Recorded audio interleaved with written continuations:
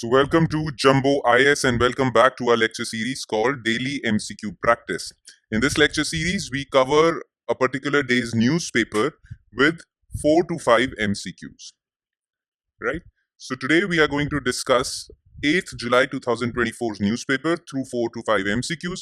Well, the benefits of this lecture series is that if you have read today's newspaper, well then that's good. Your current affairs would get revised through MCQs.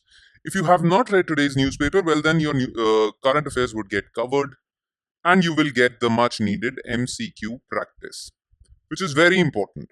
Now, if you follow this lecture series daily, if you're consistent with this lecture series and you are covering with me 4 to 5 MCQs daily, well, then by the end of 1 month, you would have covered 100 to 150 MCQs. And if you're very consistent until your next prelims examination for 1 year, you follow this lecture series, well, then you would have covered 1200 MCQs. And ask any serious aspirant who has cleared prelims examination at least once in their lifetimes. They would tell you that 1200 MCQs from current affairs are more than sufficient. Your current affairs portion would get covered, doubly covered. You wouldn't have to worry about current affairs as far as your prelims examination is concerned. So be consistent, follow this lecture series regularly. All right, without much ado, let's start with question number 1. Okay. So question number 1 is with respect to Digital Bharat Nidhi, consider the following regarding Digital Bharat Nidhi. It would replace the Universal Service Obligation Fund that was established in 2003. Money in USOF comes from 5% Universal Service Levy on adjusted gross revenue of telecom companies. USOF's purpose is to expand telecom services in unserved and underserved areas. Okay.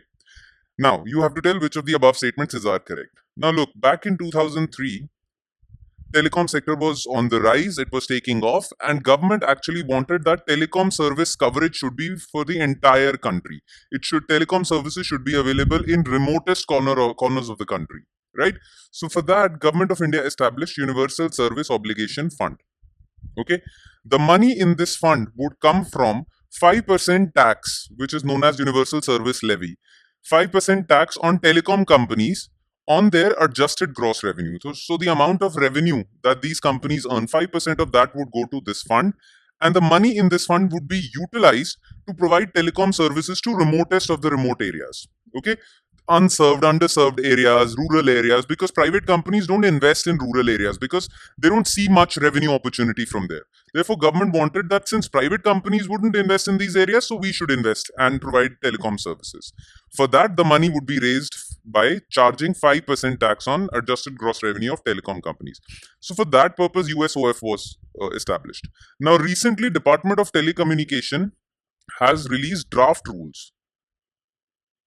Okay, and these draft rules are related to Universal Service Obligation Fund, but Universal Service Obligation Fund is going to be upgraded and its name is going to be changed. Its new name would be Digital Bharat Nidhi with an expanded mandate.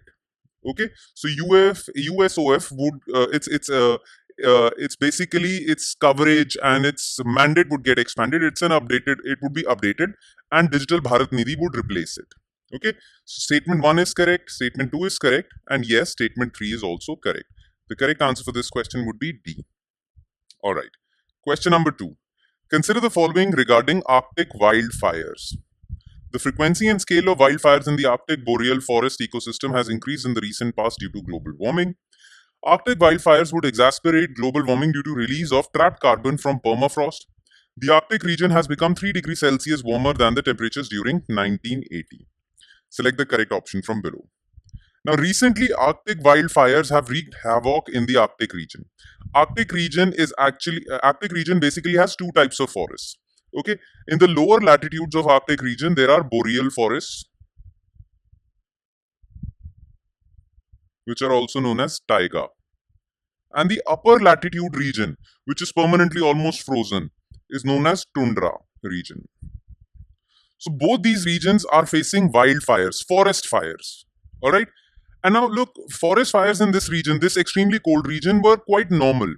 But their frequency and scale has increased because of global warming. So forest fires have increased in this region. Okay. Now, they say that if these forest fires continue and their frequency is to increase, well, then global warming would become a big problem. Why?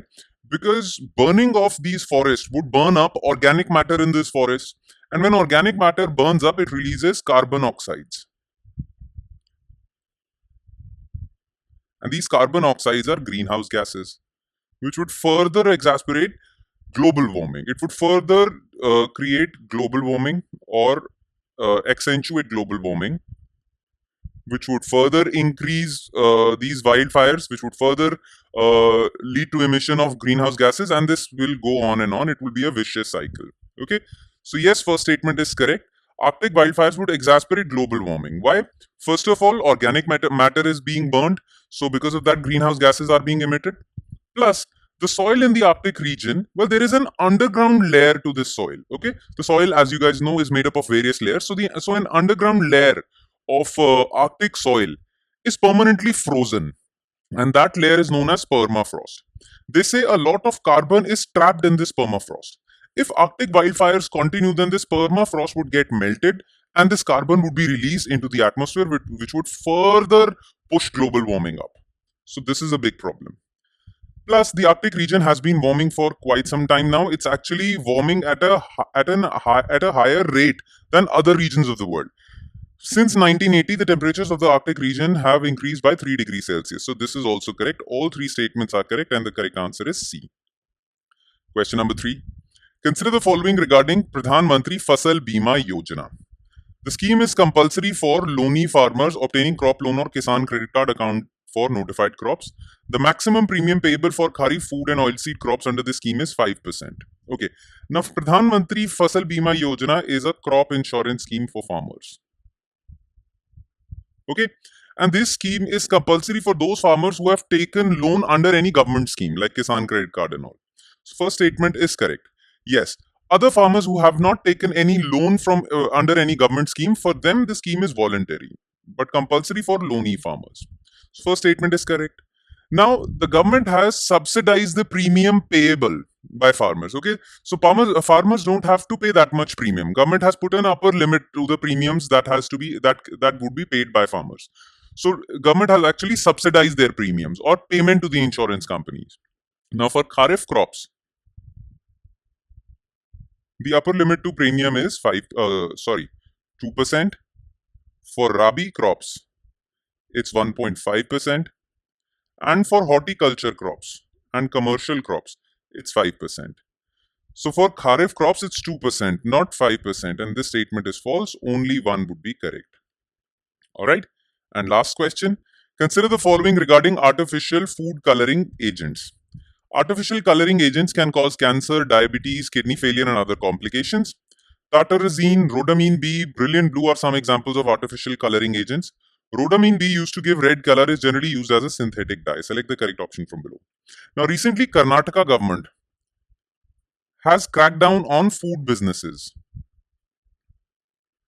Okay, because these guys are using artificial food coloring agents. These chemicals actually provide color to your food. Okay, so these food outlets or these street food vendors are using these artificial food coloring agents, and lab tests or laboratory studies have found that these artificial coloring agents are very harmful for your health. They are carcinogenic, which means they can cause cancer plus other complications like diabetes, kidney failure. So yes, this is correct. Some of the examples of these chemicals are tartrazine, rhodamine B, brilliant blue, absolutely correct. Rhodamine B is a special type of artificial coloring agent. It does give a red color. It provides red color to your food. But rhodamine B is also used to dye your clothes. Okay, so something that is used to dye your clothes is being put in your food. That's a dangerous thing. Okay, this is also correct. All three statements are correct. The correct answer would be C. And with that, we conclude today's session. Thank you so much for watching, everyone. And I'm sure it has added value to your preparation, though it would add more value if you are consistent. And you make this lecture series a part of your daily routine. All right? Okay, I'll be signing off and I'll see you next time with 9th July 2024's MCQs. Thank you, everyone.